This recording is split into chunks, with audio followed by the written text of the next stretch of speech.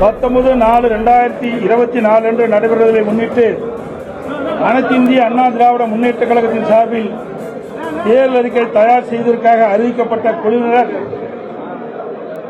9 மண்டலத்திலும் நேரடியாக சென்று அந்தந்த மண்டலத்துக்கு உட்பட்ட மாவட்ட பகுதியில் வசிக்கின்ற விவசாயிகள், விவசாய சங்கங்கள், விவசாய தொழிலாளர்கள், கைத்தறி சங்கங்கள், மீனவர்கள், அரசு அலுவலர்கள், ஆசிரியர்கள், தொழிற்சங்கங்கள், தொழில் முதலீட்டாளர்கள், சிறு குறு நடுத்தர நிறுவனத்தைச் சேர்ந்த நிறுவனர்கள், வணிகர் சங்கங்கள், வியாபாரிகள், அமைப்புச்சாரா தொழிலாளர்கள், பொதுநல சங்கங்கள், மாணவ மாணவர்கள், பொதுநலன் சார்ந்த அமைப்புகள், இளைஞர்கள், இளம்பெண்கள், விளையாட்டு வீரர்கள், ஜல்லிக்கட்டு அமைப்பாளர்கள், ஜல்லிக்கட்டு வீரர்கள், சுய உதவி குழுவினர், மாற்றுத்திறனாளிகள், திருநங்கைகள் உள்பட அனைத்து தரப்பு மக்களும் தெரிவித்த கோரிக்கைகள் மற்றும் எழுத்துப்பூர்வமாக வழங்கிய மனுக்களை முழுவதும் ஆராய்ந்து முழுக்க முழுக்க தமிழக மக்களின் நலன்களை மேம்படுத்தக்கூடிய திட்டங்களையும் அந்தந்த பகுதி மக்களின் நீண்ட நாள் கோரிக்கைகளை நிறைவேற்றி தரும் வகையிலும் தயார் செய்யப்பட்டுள்ள தேர்தல் அறிக்கை மக்கள் முன் சமர்ப்பிக்கின்றோம்.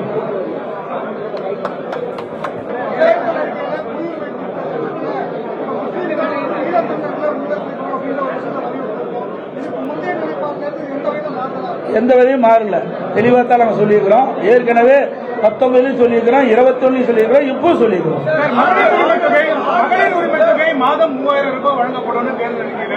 மத்திய அரசு வழங்கப்பட வேண்டும் என்று சொல்லியிருக்கிறோம். மத்திய அரசு இது பூராமே மத்திய மாநில அரசு சார்ந்தது. இன்றைக்கு மத்திய அரசும் மாதந்தோறும் மகளிருக்கு மகளிர் உரிமை தொகை 3000 ரூபாய் வழங்கப்பட வேண்டும் என்று நாங்கள் தெரிவிச்சிருக்கோம். மத்திய அரசு வலியுறுத்திருக்கிறோம். இது மத்திய அரசாங்கம் தானே தேர்தல். திமுக ஃபாலோ பண்ணலையே. மக்களுக்கு கொடுப்பதில் யார் கொடுத்தா என்ன? அதாவது மாநில அரசு வரி வசூல் செய்யப்படுகிறது, மத்திய அரசு வரி வசூல் செய்யப்படுகிறது. மத்திய அரசும் இதுல நம்முடைய மாநிலத்திற்கின்ற ஏழை குடும்பத்தைச் சேர்ந்த தாய்மார்களுக்கு, குடும்ப தலைவர்களுக்கு மாதந்தோறும் 3000 ரூபாய் உதவித்தொகை வழங்க வேண்டும் என்று அறிவிச்சிருக்கிறோம்.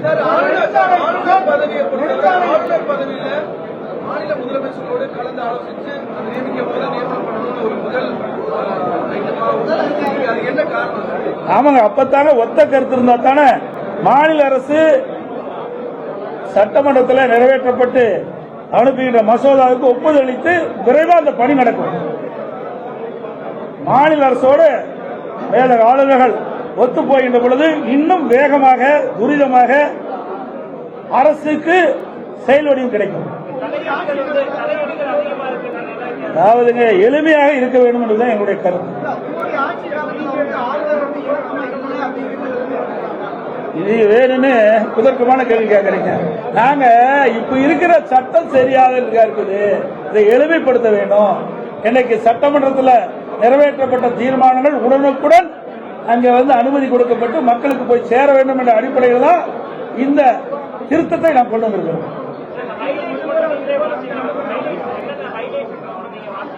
அப்படியா? நிறைய இருக்குது. 133 இருக்குது, 133 இருக்குதுங்க. இதுல முக்கியமா இருக்கிறது மேகதாது அணைக்கட்டு விவகாரம். அதே போல நம்முடைய அதாவது உச்சநீதிமன்ற கிளை சென்னையில் அமைக்க வேண்டும். அதாவது வழக்காடு மொழியாக முக்கியமானதை மட்டும் சொல்றோம், மீது எல்லாமே உங்களுக்கு தேர்தல் அறிக்கையில் விளக்கமா நான் கொடுத்திருக்கிறோம். வழக்காடு மொழி தமிழில் இடம்பெற வேண்டும் என்பது.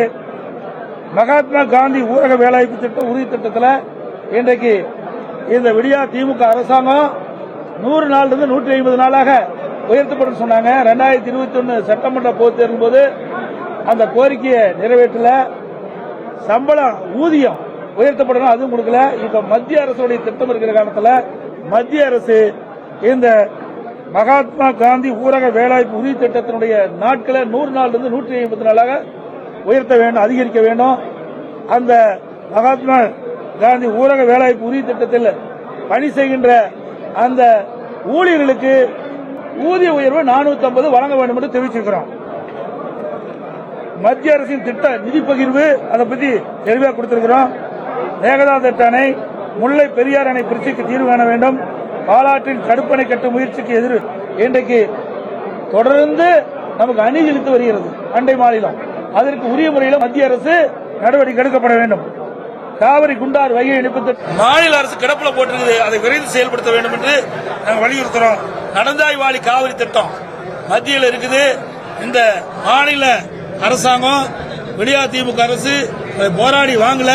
எங்களுடைய நாடாளுமன்ற உறுப்பினர் வெற்றி பெற்று வருகின்ற பொழுது நடந்தாய்வாளி காவிரி திட்டத்தை வலியுறுத்தி தேவையான நிதி வாங்கி அந்த திட்டத்தை நிறைவேற்றுவோம். கால்வாய் காங்கிரீட் திட்டம், பாண்டியாறு உன்னப்பலா திட்டம், சிறுவாணி அணை தூர்வாரி சீரமைக்கும் திட்டம், மருத்துவ படிப்புகள் நீட்டுக்கு மாற்றுத் தேர்வு முறை, மழைநீர் சேகரிப்பு திட்டம், குடிமராமத்து திட்டம், கச்சத்தீவு மீட்பு, தமிழக மீனவர்களுக்கு பாதுகாப்பு, இதர பிற்பட்ட வகுப்பில் மேல்நிலையினர் எனப்படும் கிரிமினல் வருமான வரம்பை உயர்த்த வலியுறுத்துதல், உயிர்காக்கும் மருந்தின் விலைகளை குறைக்க நடவடிக்கை, இருசக்கர வாகனங்களுக்கு தனி பாதை அமைத்தல், மருத்துவ பணியாளருக்கு தனி வாரியம், சாயப்பட்டறை கழிவுநீர் பிரச்சினைக்கு தீர்வு, வகுப்பாரியம் பாதுகாக்கப்பட வேண்டும், வெளிநாடு வாழ் தமிழில் நலன் காத்திட நலவாரி அமைத்திட வேண்டும். நிறைய இருக்குது.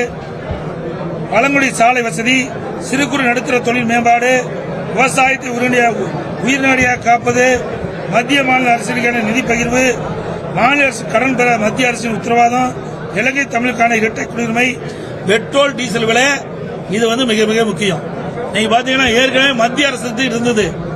இன்றைக்கு எண்ணெய் நிறுவனங்கள் பாத்தீங்கன்னா வெளிநாட்டிலிருந்து இறக்குமதி பண்றாங்க கச்சா எண்ணெய. அப்போ ஒரு விலையை நிர்ணயிக்கிறாங்க. அதிகமா இருக்கும்போது விலை உயர்த்துறாங்க. அந்த கச்சா எண்ணெய் இறக்குமதி செய்யும் போது விலை குறைகின்ற போது குறைக்கிறது இல்ல. ஏற்கனவே மத்திய அரசு அவருடைய கண்ட்ரோல் இருந்தது.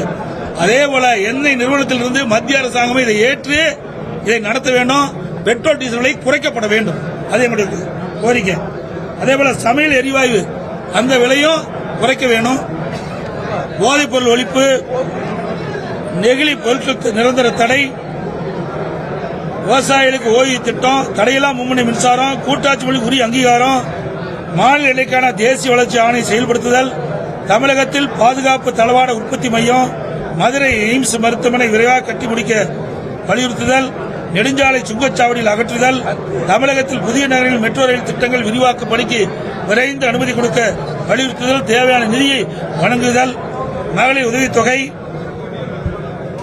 இலவச வீட்டுமனை பட்டா திட்டம், கிராம பொருளாதார திட்டம், இளைஞர்கள் வேலைப்பு, மீனவர் நலன், கிராமப்புறங்களுக்கு சர்வதேச விளையாட்டு பயிற்சம், இப்படி பல இருக்குது. நிறைய 133 அறிவிப்புகள் இருக்குது. விவசாயிகளுக்கு 5000 ரூபாய் வழங்க வேண்டும் என்ற அறிவிப்பும் கொடுத்திருக்கிறோம்.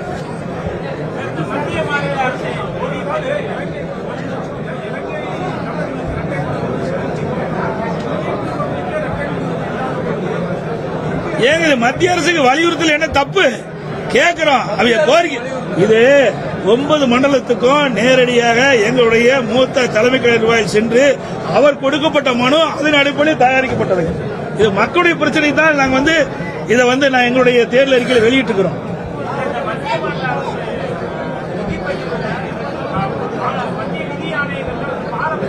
இதுலதான் முழுசா டீட்டெயிலா இருக்குது.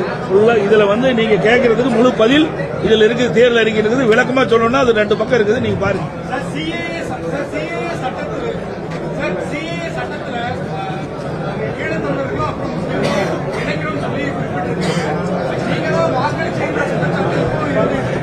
நாங்க அதாவது என்ன பேசுறோம் நீங்க பார்க்கணும்.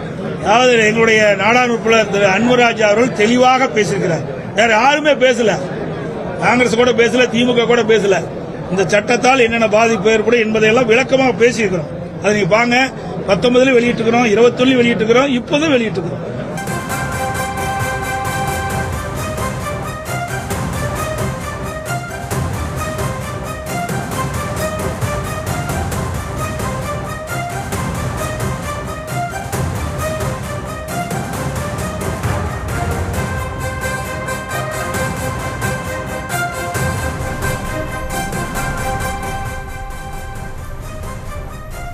அதிமுகவின் தேர்தல் அறிக்கையானது வெளியிடப்பட்டிருக்கிறது. மகளிர் உரிமை தொகை மாதம் 3000 வழங்க வேண்டும் என்று வலியுறுத்துவதாகவும் தெரிவிக்கப்பட்டிருக்கிறது. மதுரை எய்ம்ஸ் மருத்துவமனையை விரைவாக கட்டி முடிக்க வேண்டும் என்று வலியுறுத்துவதாகவும் தெரிவிக்கப்பட்டிருக்கிறது. 100 நாள் வேலை திட்டத்தில் ஒரு நாள் ஊதியம் 450 ரூபாயாக உயர்த்தப்பட வேண்டும் எனவும் உயர்நீதிமன்றத்தில் வழக்காடு மொழியாக தமிழ் மொழியை கொண்டு வர வேண்டும் எனவும் தேர்தல் அறிக்கையானது வெளியிடப்பட்டிருக்கிறது.